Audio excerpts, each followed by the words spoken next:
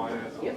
So we, he and I battle, we battle a lot because we just can't do that. Customer service is sort of, He wants to write everything for everyone. It's got more, he's a tinkerer. He gets it working, but it's not the right way. So then it's like, okay, now I gotta keep it up and manage it.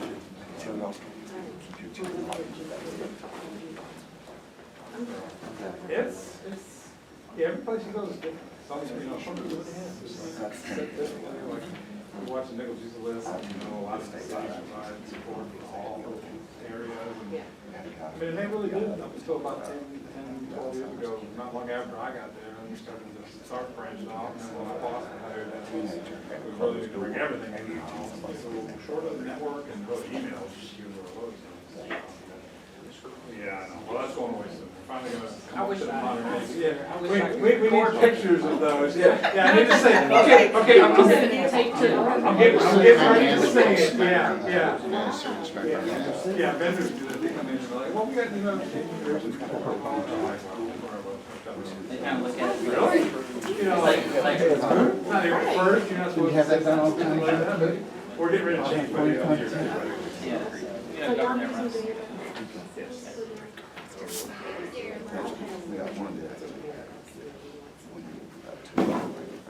We'll get started here in just a minute. Our speaker stepped out for a second. Hang tight. He's here. Well, I ran off. I was telling him.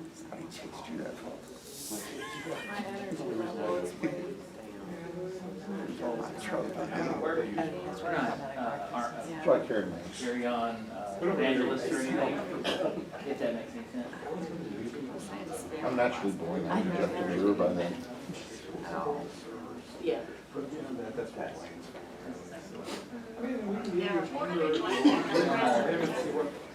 Are you asking for a common question now? Ask her to say she started We're working. going to take statistics. They want more statistics.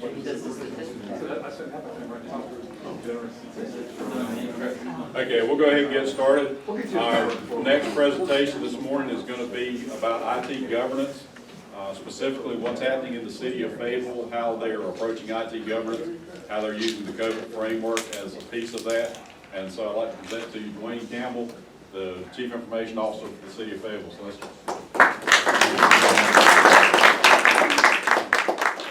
Thanks, Chris. Good morning. Morning. So, basically expose ourselves here, the city of Fayetteville, and all the issues and setbacks that we had. And I say, no better way to learn than from somebody else's mistakes, right? So this will be very interactive. There's some things as it relates, like I said, what to do, what not to do. We'll be asking you all to participate, help me. John, one of the guys on the team in the corner back there, he's going to be taking some notes because you guys may have some answers for me. So hopefully this is interactive and I can learn as well. We also have one of the Andre here, one of the vendors that we will be working with to help us kind of hopefully right the ship and move things forward as well. So this will be highly interactive. You will not listen to me talk for, is it 45 minutes? Yes. For 45 minutes. Also, Chris, you should have said we, because Chris is heavily involved, and he's no longer in the IT shop, but he's with Strategic Planning and Analytics Group, and we are very involved, work together quite a bit. He's actually ITIL certified, so he's doing some training for our team as well. COBIT certified in foundation and implementation. Yes. So we're continuing on that particular journey. That will mean a little bit more in a few minutes. But, so a quick overview. I'll briefly show you our 2022 goals, our technology alignment, our information technology plan, or our technology improvement plan, I think we call it TIP now. The problem with all of that, and now the proposed journey is how we plan to use COBIT, which you've heard, who knows what COBIT stands for? If nothing else, we're going to walk out of here and somebody says, well, what is COBIT? At least we can say, what that acronym stands for? Anyone know? Outside of John and Chris and Andre? I think I have it on one of the slides, but it's control objectives for information and related technologies. Okay? So if nothing else, please take that out of the presentation today. But then, like I said, we're talking about that journey that we're really just starting to hopefully right the ship. So, and this probably was very familiar. Most cities, counties have a very similar type, goal, safety, security, community, diverse and vibrant economy, high quality growth, desirable place to live, work, recreate, citizen engagement, and so forth. That should be pretty straightforward. Okay, so one of the things that we did early on in our process, you've heard of capital improvement plans? Okay, so when I've been at the city now about 5.5 years, I think it was maybe year 2, I said, technology underpins a lot of city and county activities. So how do we get that money? How do we get that focus early on? So we started this technology improvement plan that basically now is right along with the CIP, which is a capital improvement plan. And it's an opportunity whereby departments think 5 years out. So right now, we're from 18 to 22. FY 18 to 22 is the projects that you should be thinking about, okay? And we get the funding early on for those projects, okay? Now, as you well know, what typically happens instead of a 5-year plan, which is kind of hard with technology, but I'm really looking for about 3 years, it becomes a 1-year plan where everybody wants to update it year after year after year. I'm like, no, we need you to project out because, again, money is tied to this. Well, also, for a selfish standpoint, the other side of it is scheduling our resources. We have very limited resources. We have about 1,700 employees in the city, and we have right about 30 staff. So, I mean, that's from the police, fire, transit, all those agencies. So we have a relatively small staff compared to the number of people that we support. So we really need to make sure that our schedulings and things of that nature are aligned, that we have the capacity to make things work. So all of this process was centered around making sure that the communication was in there, the money was there, and that we had the capacity. Our team had the capacity. Okay, and that's very key. Our team had the capacity.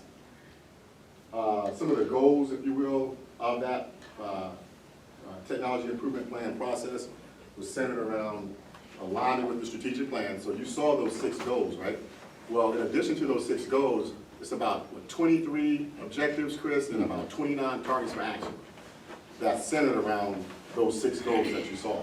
Objectives, the targets for actions, those are what council wants to accomplish this year. Okay, so those are really extremely important because those are the things that they're going to be looking for some kind of scorecard or feedback on at the end of the year. So we wanted to make sure that was there. Also, citizen engagement and mobility. Again, our citizens, stakeholder, everybody wants to now move to the applications on this device and things of that nature. People interact with Amazon and other companies. They want to interact with their government the same way. So one of the goals is that we want you to be able to do whatever you can do at 2 p.m. in City Hall, I want you to be able to do at 2 a.m. if you so desire. That's kind of one of my goals. Also, enhanced project governance was a goal. Increase our security posture.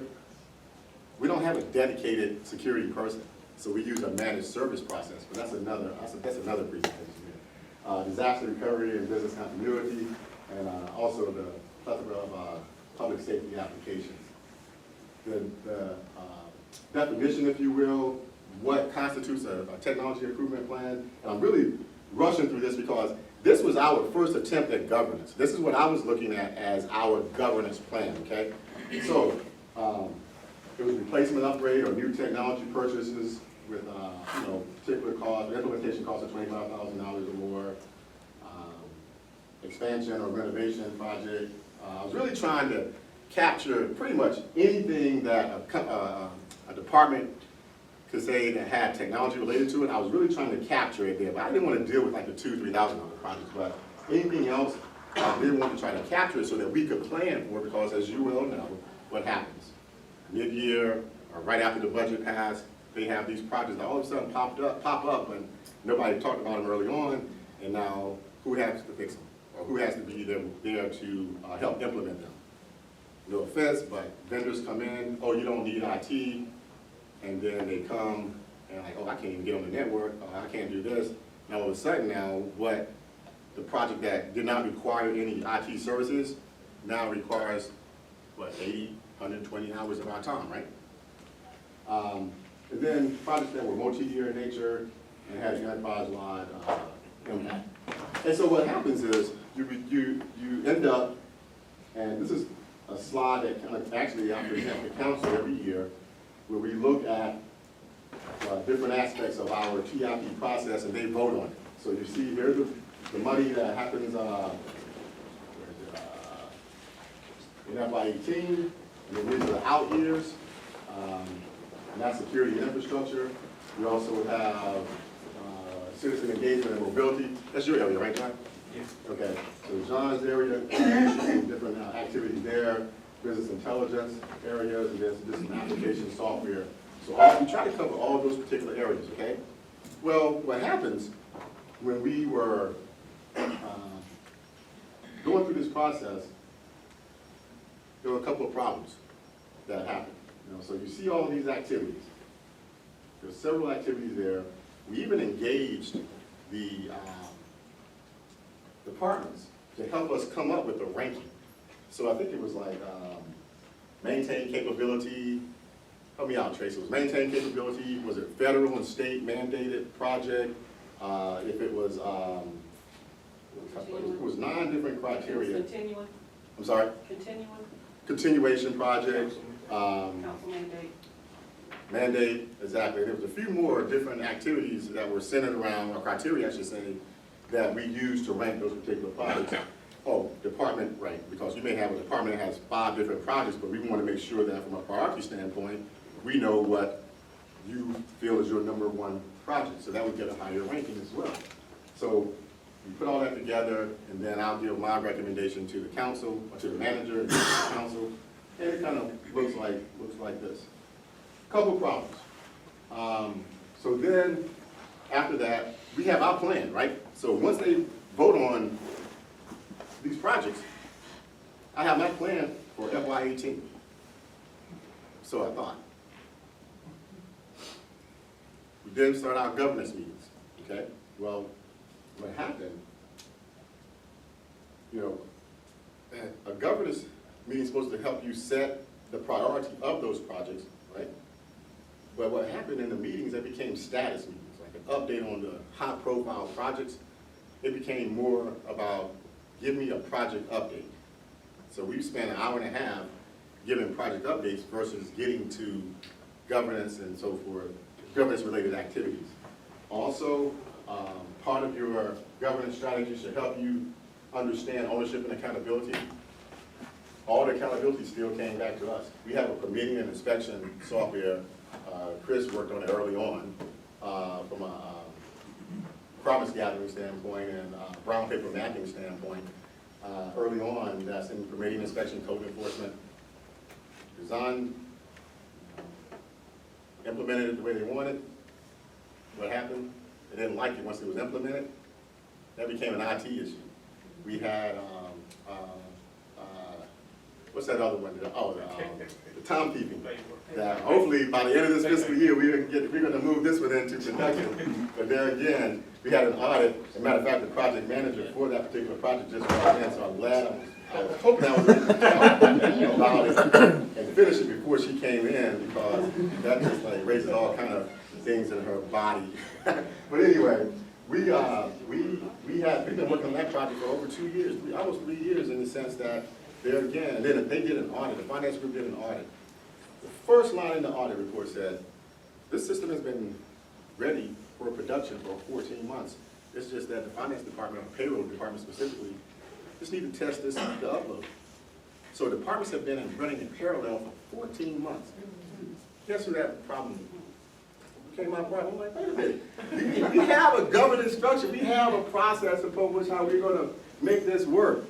And we have charters and that says, hey, that department is the project owner, and they, still became our problem. Also, the departments look at it as one more meeting to attend or update. You know how those operational areas are, right? They look at us from a support standpoint. They want us there when they need us or when they want us, but other than that, stay out of their way. They don't want to plan or, none of that stuff. It's, when I need you now, and then bye. And also the last one there, limited focus time.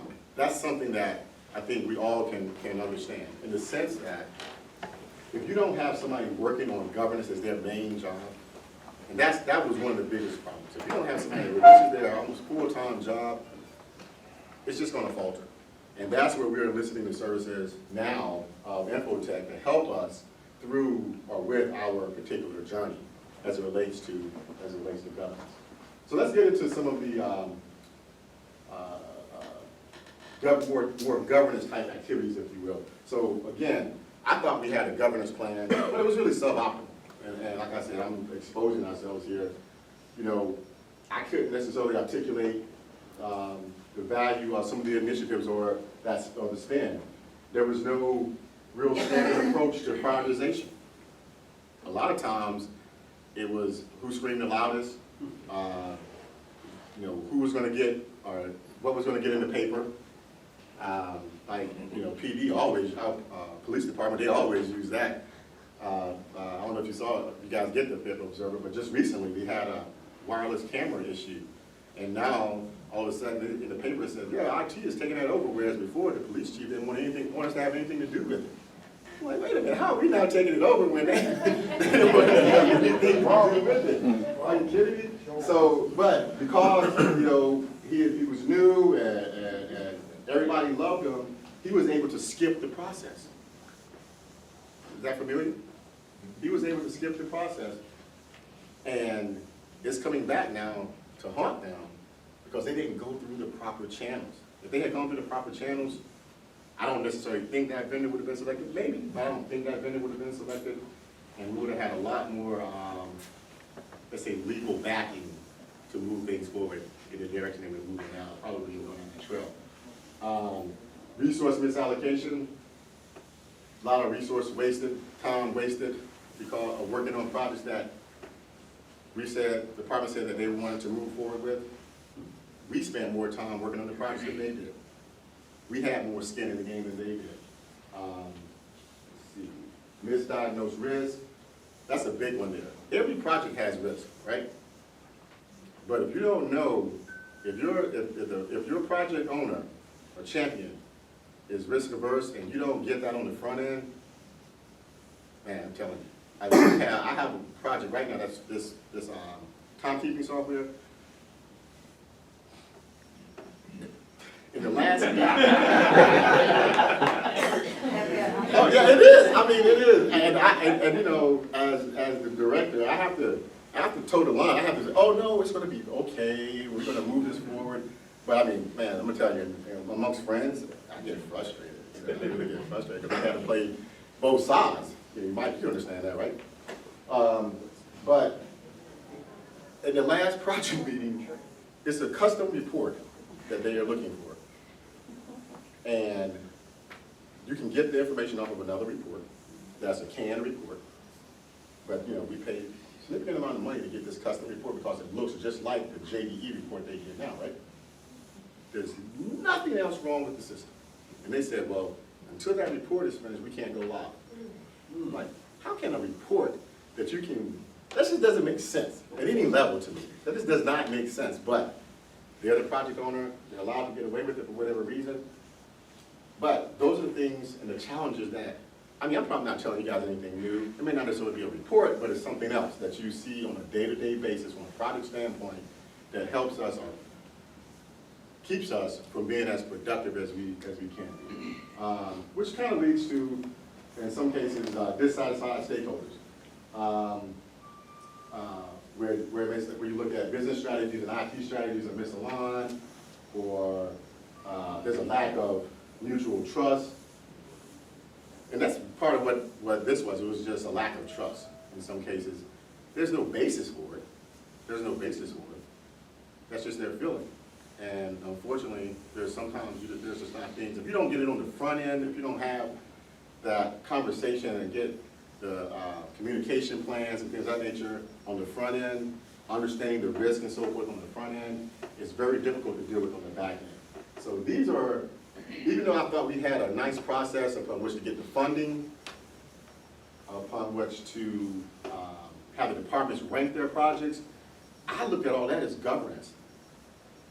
We got the capacity planning, all those things were in place. All those things that when you start looking at governance, those are actually tenets, if you will, of that. The problem was that it was internal focused. As I began to really look at it, my team, we were ready, right? The project managers knew what projects they were going to work on, the priority to some degree of those projects. But when things changed, nobody told us. So we were going down what we said was the plan on July 1 after you adopted the budget, and then things changed, and nobody came back and said, oh, that's no longer important to us. And now we have to go back and huddle and try to continue to, but we're always behind the curve and trying to meet their needs. So what we try to do now, what we started to do is, okay, how can we really formalize this governance? Really, truly have somebody that's dedicated to it, have a process upon which we really, because like I said, what we did early on, I really thought we were doing a good. I said, man, when I would talk to other cities and municipalities, they were like, oh, that sounds good. But it just didn't work. It didn't work. I thought, the part that worked for us was that we got funding for some projects that typically you don't get funding for. And the IT group, we were able to huddle and outline our plan. It's just that we forgot to bring the customers along, right? We have to engage them in a much more meaningful way, and that's why we hope this framework that we're going to look at here is going to help us. So, again, if you look at governance just at a general level, governance is, what do you guys, some of you probably already read the slide there, but just tell me, what do you think governance is? What does governance mean to you, and why do you hear so much about it now? Why is it important? Anyone? Well, I think it ensures a partnership. It defines and puts a structure in place so that the partnership between business and IT has, some defined areas that set it up. Correct. And and the key word you said there was partnership. And one of the problems mistakes that I made was I said, yeah, we're partnering. Okay, so let's start around what, October, Tracy, with that earlier process. So around October timeframe, the PMs go out, they talk to the directors, they say, hey, what are the projects that you have on the horizon? What's coming up, right? They do that. We have a form with different questions they fill out. Then they rank them. We ask a lot of questions. We present to the manager's office, then I present to the council. And we have a direction. But when you have a partnership, as this gentleman said, that's ongoing, right?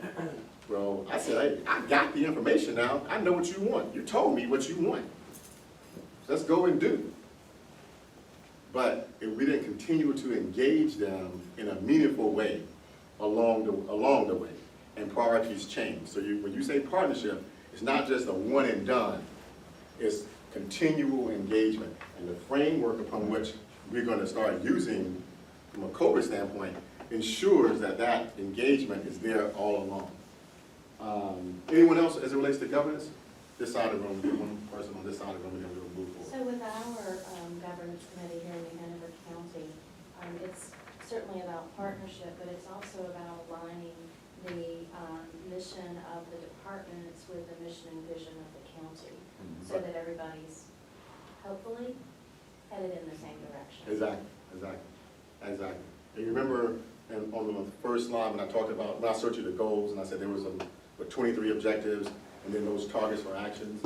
If one of the criteria, if your project is centered around, it must be aligned to a goal. That's just the way it is. It has to be aligned to a goal, else we don't want to work on it, right? And it's even better if it can be aligned to one of those 23 objectives. And it's even better if it can be aligned to one of the targets for actions. Okay, because like I said, that's immediate. Those are the things that need to be accomplished early on. So you're right. You got to make sure that you have that alignment. One of the things that I saw that we kind of got into a couple of times, not so much as I say here, annoying finger-waving roadblock as to why we're not going to do it, but departments typically hate, operational departments hate when you push back and say, this is the process. You wait until the budget has been adopted, and then he says, oh, and public safety was known for, good for this. As soon as we adopted the budget, they have about 3 to 5 projects that they were then. It seems like they have them ready.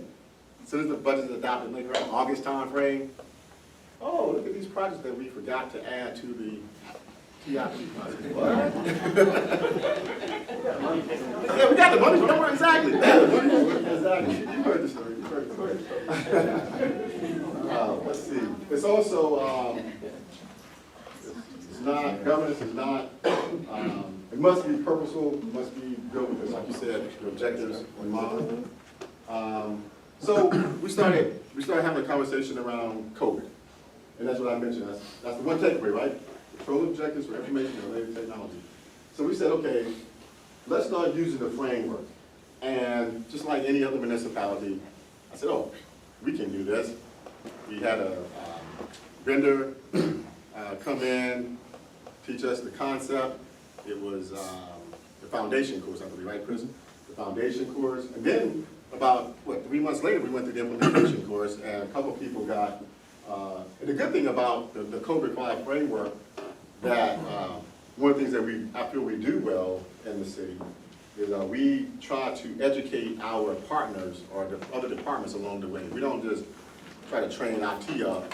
We also brought in, like I think, audit and, Chris's group, SPA, came in, and maybe one other group came in and received the training as well.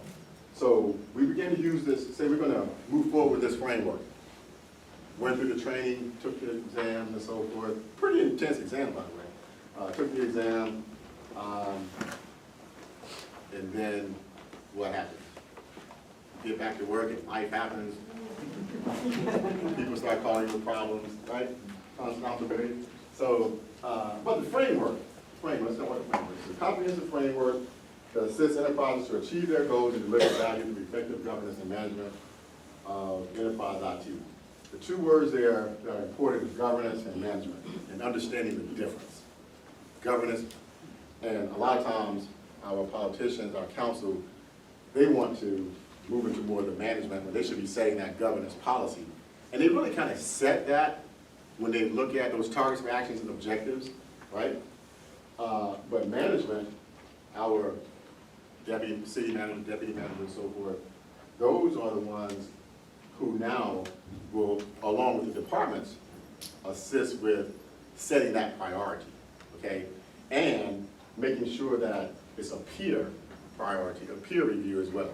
So it's not so much public safety now coming and saying, hey, we want to change these, but now you may have to defend that and talk, okay, to the chief, fire chief, as to why we need to, IT or your project needs to go down in ranking so that we can assist with your project, even though, because you didn't plan properly.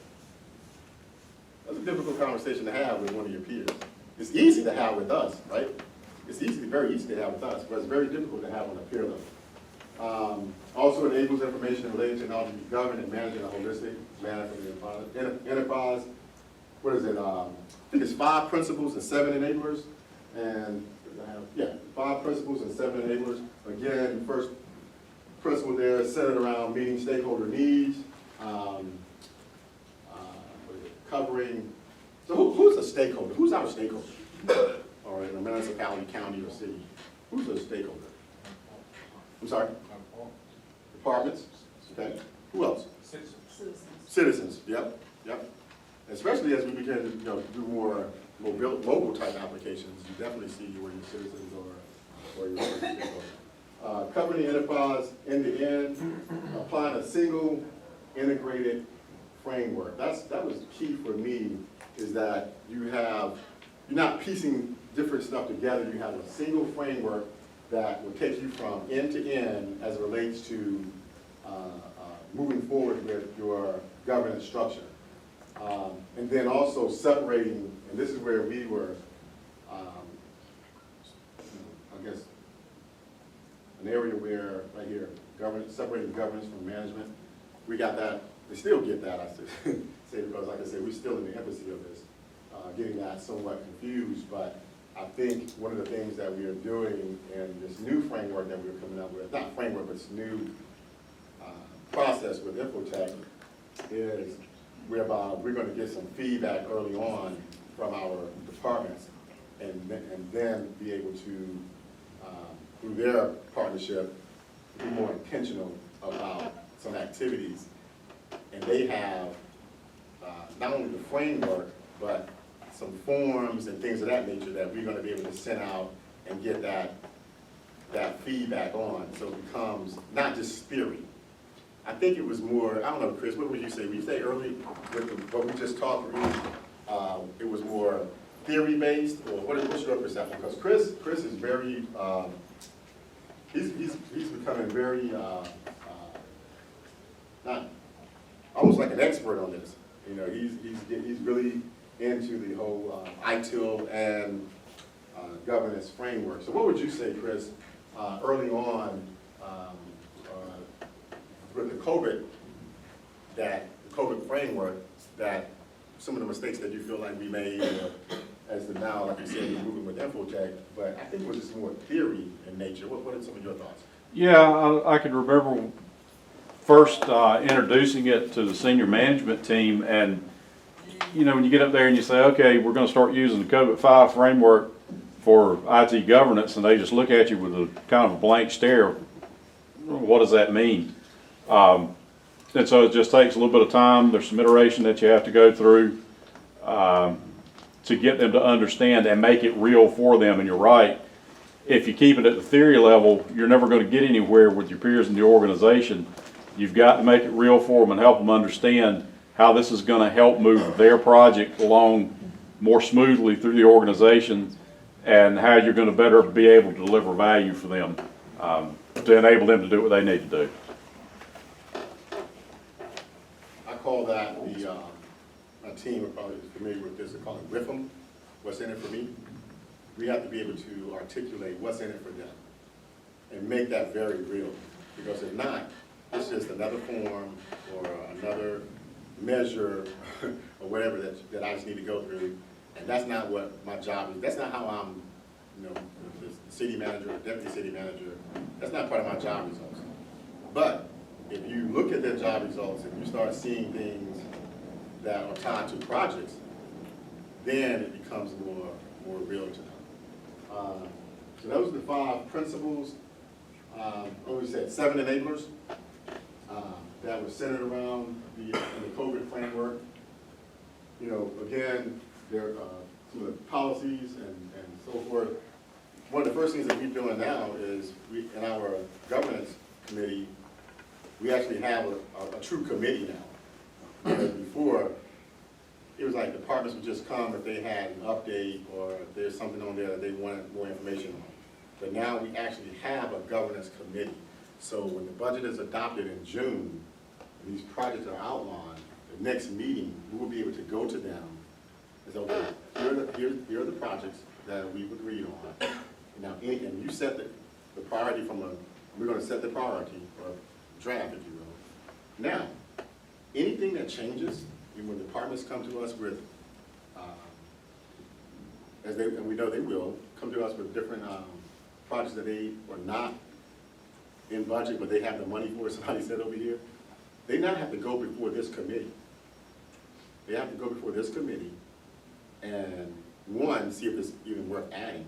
So they got to go back through the entire process, and then if it's added, then they have to have a priority rank. And one of the big key, and one of the areas where I take full responsibility, where I failed miserably, was centered around making sure that departments had as much skin in the game as we do. Before, I was on the PMs and the network team, the business app team about making sure, okay, do we have capacity? Do we have capacity? What's next? Are we aligned properly? What's good? But what happened, the departments, midway through, 25% of the way through the project, in a lot of cases, we can't do it. We have, our operational work to do. And instead of calling time out, how are we made up? IT people, we made up to do what? Make it work, right? And that's what we did. Worst mistake ever.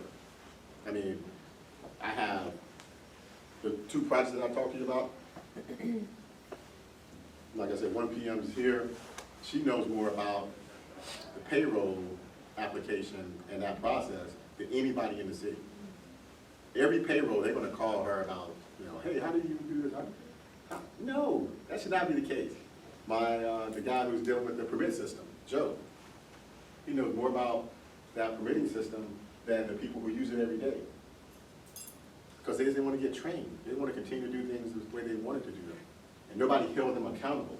Now with this governance process, there are factors built in at every step, all along the way, because you got that evaluation piece that's in there too. There's going to be the steps built in all along the way where you're making sure that accountability is there. That accountability is there. That ownership is there. That buy-in is there. And one of the things that we're doing now, or we said we will be doing, is calling time out real quick. Come back to the governance committee and say, hey, it's not us. I mean, it's not a finger-pointing thing. We're not setting our customers up. We're just saying, hey, do you think we can pause this effort until your guys get ready so we can then work on project X? Because, your guys have X, Y, and Z that they have going on. And then we will pick that back up in October or in February when your guys are ready, because they got to get through this project, whatever the case, versus pulling them along and getting to the end and they don't know anything about it. All the ownership falls on us because we know more about it. And I have PMs who are still supporting the project, like an application specialist or a help desk person, because they know more about the project, more about the application than anybody else. You see that, how you kind of fall into that routine? It's a bad one, so don't follow that. But the governance framework will help us with that. Especially, like I said, people skills and competencies there. The culture, you gotta make sure you understand your culture, what drives it. And I can't tell you that you would implement governance the same way that we would, because your culture is gonna be different. I know Mike, we had a brief conversation on Tuesday night when we were talking out there about the culture and understanding the players and who's on the board. Whether your board is, you may have, I think Mike says, hey, I had a trial attorney, if I remember correctly, right? A trial attorney on my board, and hey, he's a pain, but it has taught me how to anticipate questions because I know exactly, how he thinks now. And so now your presentation and so forth, or when you're asking for money or whatever, you're anticipating those questions. And he has a CFO who does a great job at anticipating those types of questions. So everybody's culture is going to be different. You got to know what drives those individuals, and this framework will help you look at all those components. Look at all those components. Let's see. This was a little hard to read as it relates. So I just want to jump back to the implementation aspect of it as it relates to like what are the drivers, assessment of where are we now. It's also important not only to know where are we now, but a lot of times people can tell you where you are now, but they can't tell you where they want to go. And if you can't tell me where you want to go, what needs to be done, then, like they say, what is it? You don't know where you're going, any road will take you there. And then what happens is, we get there, and it's like, oh, that's not where I want to go. Well, wait a minute, those are the directions that you gave me. So, that's a little bit of this. So this framework, again, will help again, it's a single framework that will help with that, because when you enter this, there's a lot of factors that come into play. So this, the way I look at the COBIT-5 framework, it helps me anticipate those questions on the front end and along the way. So I have a framework upon which to work through, and when I either may be able to get off track because of a customer, I can always go back and say, no, I'm treating everybody the same, and it's keeping me centered, if you will, making sure that we move this process along. So again, COBIT brings together the 5 principles that allow the enterprise to build an effective governance and management framework. There's nothing there. 7 enablers. Again, all of that was the theory piece, right? Now, what I found is that we did the training, we walked out the door, everybody, we could spout these off to you, talk about the evaluate and monitor aspect of things and so forth. The real work kicked in. So nothing happened. Nothing tangible happened. So I said, okay, everybody's trained up. We're doing the same things that we continue to do. It's maybe a little bit different. That's not going to work. We're going to be right back in the same predicament again. That's when we move forward with working with Infotech in helping us now bring that. I didn't even know they were going to be here, because if I had known they were going to be here, I was just telling Andre at the beginning here that we would have done a co-presentation, because I have like the next 4 slides centered around them helping us go through this process now, whereby we're going to that align IT with the business context. One of the first things that they are helping us with is with a survey now that we'll send out to all my customers and get a better understanding of their assessment, get an assessment of us as it relates to how are we doing and things of that nature. Because it's not always about projects. It's about, as this gentleman over here said, it's about the relationship too, the partnership. How do you partner? But if there's no trust there, or very limited trust, how do I build that up so that when we do have a project, or we're looking at something helping them move forward with some operational need, we already have a foundation. Some departments, the foundation is already there because of partnerships. Other need a little more nurturing.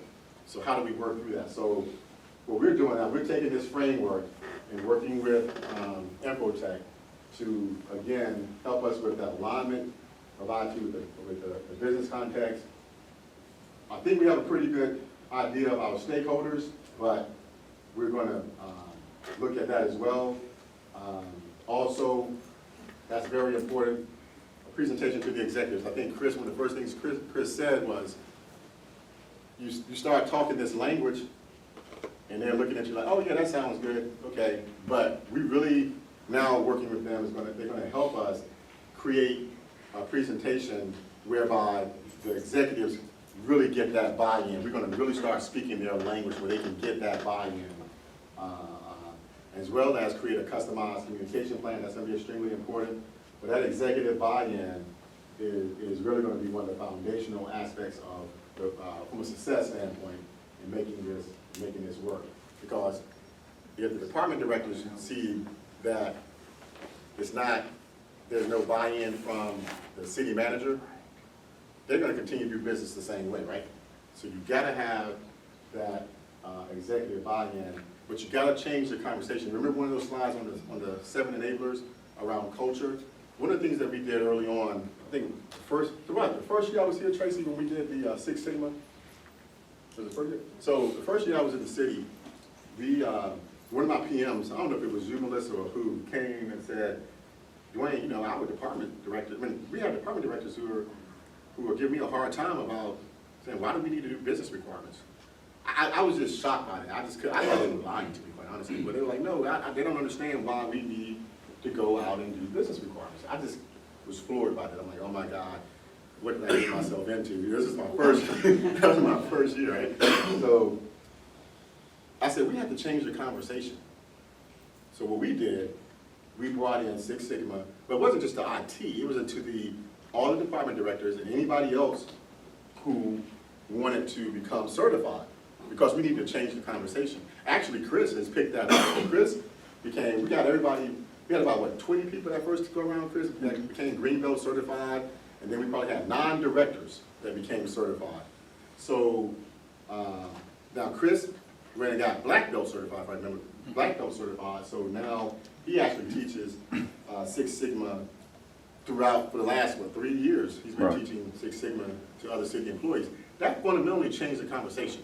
The same thing has to happen here, but it must be driven from the top down, whereby that conversation with the executives, they gotta have that buy-in, they gotta be able to speak that language.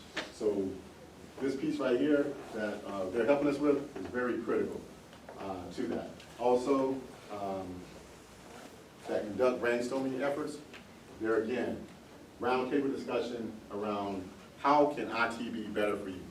What can we do for you? Let's see. How are we on time, Chris? We got About 15 minutes. Okay. Assess the current framework, like I said, create committee profiles. We're gonna have a governance structure map that everybody can understand. Before, it was just an IT, like I said, it was an IT understanding. It was things that we knew, but now we're gonna get the department directors to buy in and create those guidelines. Andre, is there anything on, because we really are at the beginning stages of this, is there anything that you would like to say about those first 2 areas there, phase 1, first 2 phases, phase 1 or 2? I think you've done a great job so far. COBIT does a really good job at prescribing what this will look like. Our team actually took those and put them in practice and created the tools or the templates that you need to actually action that to see the impact, whether it's the structure map, whether it's the procedure component, whether it's the gap analysis tool. So it's the idea, how do we actually go from our current state to target state and build a roadmap? But you've done a good job so far. So those theories, those practices, it's okay, it's one thing to know, but now how do we make it work in our environment? And that, the other piece that was missing, like I told you, the first mistake that we made, right? Then everybody got trained up and work kicked back in and nobody, like one of the problems I said was limited focus, limited time. We didn't have anybody to pick it up and keep it moving. That's what we're doing now with our partnership with Infotech to help us put it into practice and not have to recreate all those templates and so forth. They're already there. It's something that we just send out. They send it to us. We can customize it to some degree for our environment. Same thing for you. But it's really taking a very proactive approach to making sure that we have what's needed in order to make this successful. Let's see.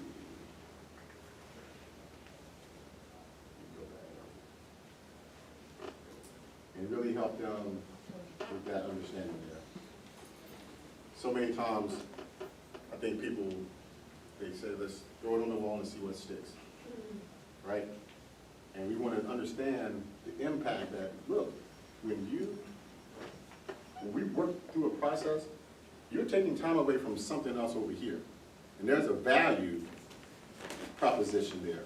And if you need to understand that value proposition, and we have to sometimes help you understand that value proposition, because so many times people get kind of locked into the siloed world. But as we begin to look at and implement more system-related type applications, you got to know the upstream and the downstream, right? And we talk about enterprise applications and systems thinking, but the problem is we can talk about enterprise applications and systems thinking, but if you continue to act or use that enterprise application in a very siloed manner, are you really getting the most out of it? Because your thinking hasn't changed. And so now we want them to understand the impact. We see that with some of our permitting process now.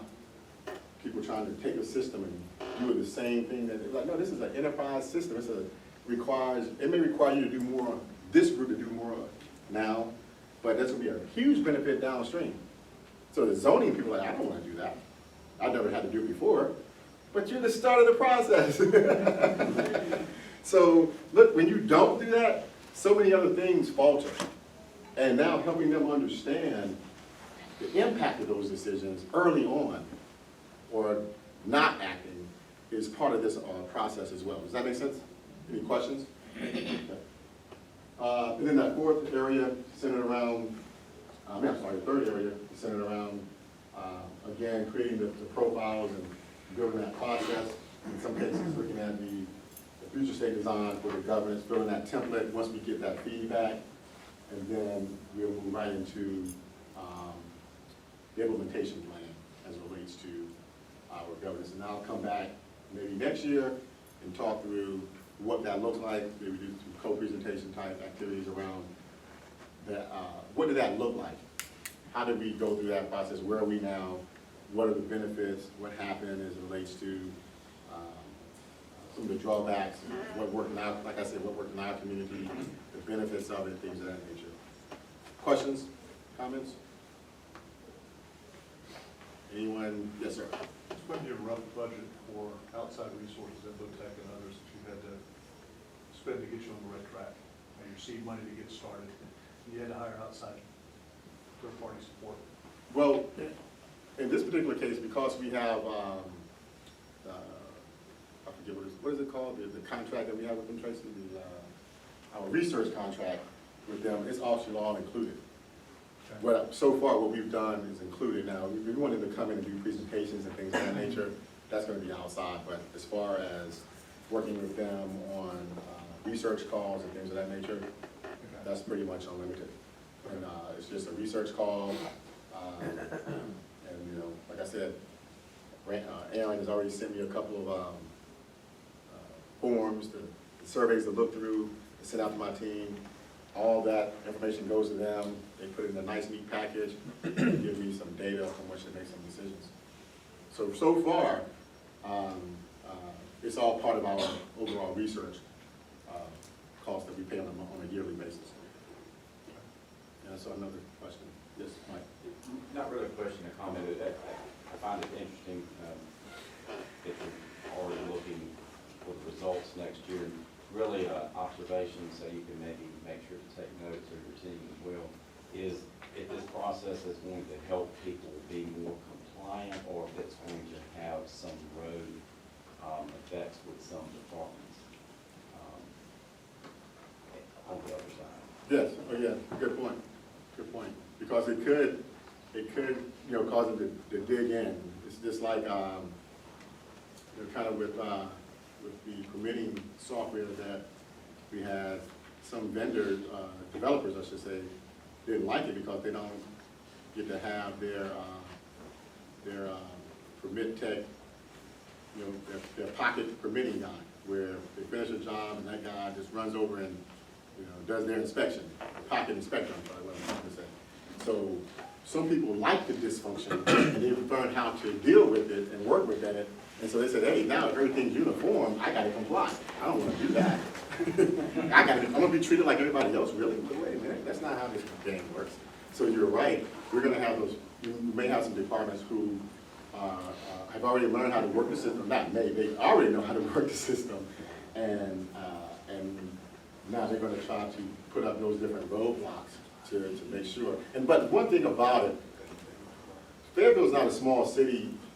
Sometimes I think that, you know, we think small in some cases, but it's important too. It's one thing if we go get the training and when we come back and we present it, Chris, right? Mm-hmm. But when you bring in an outside vendor, or I could bring you in. You're more than 50 miles away, right? You bring somebody in more than 50 miles away. Hey, this is Mike Taylor's CIO and was it county? Was it county? Deputy city manager, deputy manager, county manager. Taylor from Pitt, and this is his conversation on governance and how they do things down there. Oh, great, that's exactly what we should do. That's just how it is. So you got to know your audience, know your group, and play that angle, right? You got to play that angle. So to your point, one of the things that we want to leverage with that partnership is making sure that we keep that name up there. It's like, hey, National Research Group, this is the direction that we're moving in. There may be some partnerships I know that, so you said Charlotte's kind of moving in this direction. Mecklenburg County is moving in this direction. So there could be again, some partnerships whereby we may bring them in, and, hey, this is what Mecklenburg's doing. You know, we're the 6th largest city in the state, so we always look at Charlotte, Raleigh, Durham, Winston-Salem, Greensboro, and, well, you know, this is the direction it goes now. We should do that. Sometimes it works. Other questions? I saw one over here. Questions? Comments? Anything that you thought I was going to cover that I didn't cover, or anything that you said when you read my write-up that you thought was going to be, you were going to talk about that I didn't, then I can, between Chris, Tracy, John, Melissa, Andre, and myself, we can all answer. One of us can have an answer for you. Also, by the way, Andre, if you go to the Infotech group, he has a little more information on the COVID framework, and he can have some more one-on-one, because it's a lot of information. I would not even try to attempt to go into great detail in 45 minutes. I would just do you a disservice. But I want you to become familiar with it enough that you can go back, do some of your research, and see if it's going to work in your community, and also how you can partner with a group, you know, like Infotech, Gartner, whoever, to you know, assist you on that journey. So they do have a booth here. He can go into more detail on a one-on-one basis with you on the COVID framework, but not just the framework, how you put it into practice. And that's the key piece right there. How do you put it into practice? That's all the question. Yes, sir. I was compared like I could is there a reason I'll show you that? Yeah, ITIL, COVID sits on top of ITIL. And so that's the policy and governing piece. And then the ITIL are those components that would sit up under that COVID, that governance framework. Is that correct, Chris? Yep. Would you agree with that? Yep. Okay. Some organizations, I don't, that's a good question as it relates to, would you suggest you start with ITIL, or you would suggest you start with COVID, or? I'll share a comment. So COVID actually provides an end-to-end view of IT management and governance, and actually integrates a number of other regulatory frameworks such as ITIL, ISO, PRINCE, PMBOK. I can actually share a slide with everyone so you can see how each one of those components fits into the overall umbrella of COVID. So it's best to get that then, that overarching view, and then say, okay, now what are those other components based on my organizational structure? What are we missing? Is it project management type activities? So then you can have a PMO, PMBOK type activities, or is it, like you said, the network side, things of that nature. So yeah, start with that. Questions? Other questions, comments? All right, thank you for your time.